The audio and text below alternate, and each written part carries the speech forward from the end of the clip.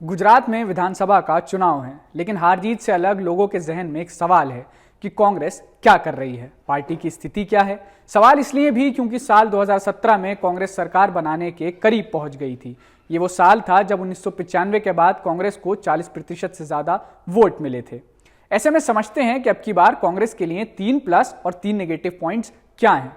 पहले चुनाव में आम आदमी पार्टी के इफेक्ट को समझ लेते हैं। 3 महीने पहले यह धारणा बन गई थी कि आम आदमी पार्टी के चलते कांग्रेस गुजरात में मुख्य विपक्षी पार्टी का दर्जा गंवा सकती है।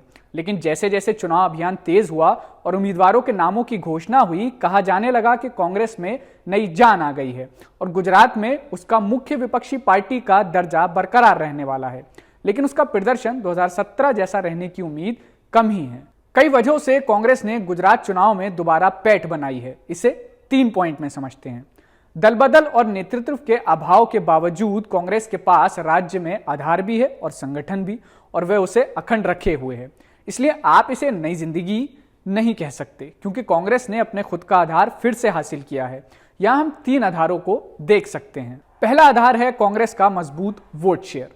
मुख्यमंत्री के रूप में नरेंद्र मोदी की लोकप्रियता के चरम पर भी कांग्रेस ने 38% और उससे ज्यादा का स्थिर वोट शेयर बहाल रखा था। पार्टी आज तक गुजरात में किसी भी विधानसभा चुनाव में 30% के वोट शेयर से नीचे नहीं गिरी है। हालांकि 1998 के बाद से चुनाव काफी हद तक दो तरफा रहे हैं।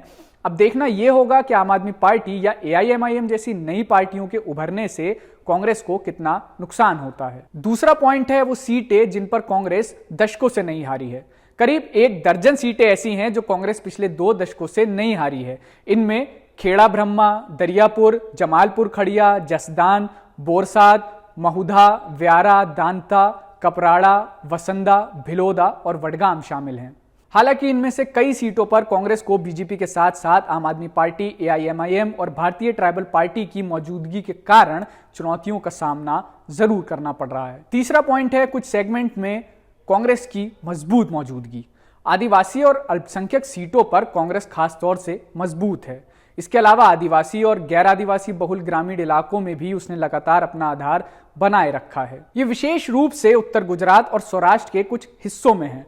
हमने जितनी भी सीटों का जिक्र किया है उनमें जमालपुर खड़िया और दरियापुर जैसी मुस्लिम बहुल सीटों को छोड़कर दूसरी सभी मुख्य रूप से ग्रामीण सीटें हैं। दलित वोटरों में भी कांग्रेस का स्थिर आधार है। ये उन कुछ सामाजिक समूहों में से एक था जिसने 2019 के लोकसभा चुनाव में भी कांग्रेस का समर्थन किया था, भले ही कांग्रेस ने आदिवासियों के बीच अपना समर्थन खो दिया था। CSDS के आंकड़ों के मुताबिक गुजरात के दलितों के बीच कांग्रेस का समर्थन वास्तव में 2017 के विधानसभा चुनाव और 2019 के लोकसभा चुनाव के बीच बढ़ा, भले ही दूसरे सामाजिक समूहों के बीच इस समर्थन में गिरावट आई है। अब कांग्रेस के लिए 3 नेगेटिव पॉइंट्स पर बात करते हैं। पहला पॉइंट तो यह है कि अब 2017 जैसी लहर नहीं है। बीजेपी की अगुवाई वाली राज्य सरकार के खिलाफ सत्ता विरोधी लहर बहुत ज्यादा है, लेकिन यह भी सच है कि 2017 के चुनाव से पहले 3 आंदोलनों ने कांग्रेस को तब फायदा पहुंचाया था। ये आंदोलन थे पाटीदार अनामत आंदोलन, कोटा में बदलाव के खिलाफ OBC का प्रदर्शन और ऊना में मारपीट की घटना के खिलाफ दलित विरोध। ये वजह अब नदारद हैं। जातिगत व्यवहार को लेकर लोगों को सत्तासीन बीजेपी से शिकायत थी और इससे कांग्रेस का समर्थन बढ़ा। अभी सिर्फ एक ही मामला ऐसा हुआ है। मालधारी समुदाय की महापंचायत ने बीजेपी से नाराजगी जताई है और कांग्रेस के समर्थन की घोषणा की है। इसके अलावा कांग्रेस के लिए कोई भी दूसरा ऐसा फैक्टर काम नहीं करेगा। वैसे 2017 में नोटबंदी और GST के खिलाफ जनता में गुस्सा था और कांग्रेस को इसका फायदा हुआ था। इसके उलट कोविड-19 मौतों और लॉकडाउन के कारण हुए आर्थिक नुकसान इस बार चुनावी मुद्दे नहीं बने हैं। विपक्षी कुर्सियों के दावेदार भी इस बार कम नहीं हैं। पिछले 25 सालों में गुजरात में बीजेपी और कांग्रेस के बीच दो तरफा लड़ाई देखी गई है। 80 के दशक और 90 के दशक की शुरुआत में जनता दल एक महत्वपूर्ण पार्टी हुआ करती थी। अब ये तीसरी जगह फिर उभर आई है और इस पर आम आदमी पार्टी का कब्जा होता दिख रहा है। अभी ये साफ नहीं है कि आम आदमी पार्टी को कितना फायदा हुआ है और इसने किसे संकट में डाला है, बीजेपी को या कांग्रेस को।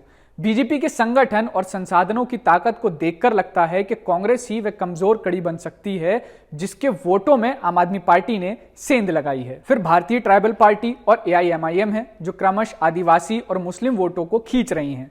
दोनों को कांग्रेस का पारंपरिक समर्थक आधार माना जाता है। तीसरा नेगेटिव पॉइंट कांग्रेस के लिए है दल बदलते नेता। कांग्रेस की एक समस्या ये भी है कि उसके कई नेता बीजेपी में चले गए हैं। 2017 में निर्वाचित 77 कांग्रेसी विधायकों में से लगभग 14 बीजेपी में शामिल हो गए। 2017 के चुनाव से ऐन पहले भी ऐसा हुआ था। उस साल की शुरुआत में राज्यसभा चुनाव थे और कई कांग्रेसी नेताओं ने पाला बदल लिया था। इससे आम आदमी पार्टी और AIMIM जैसे कांग्रेस के प्रतिद्वंदियों को मौका मिला।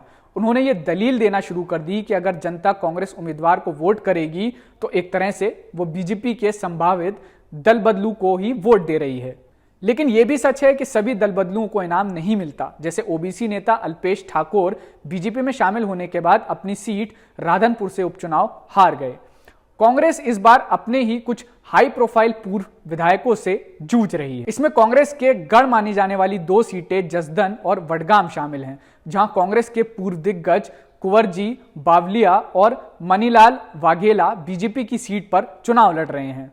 लब्बो-लुबाब यह है कि कांग्रेस का माजी उम्मीद और नाउमीदों के बीच झूल रहा है। आधार और संगठन अगर उसके हिमायती लगते हैं तो कुछ अफसाने ऐसे भी हैं जिन्हें अंजाम तक लाना मुमकिन नहीं लग रहा।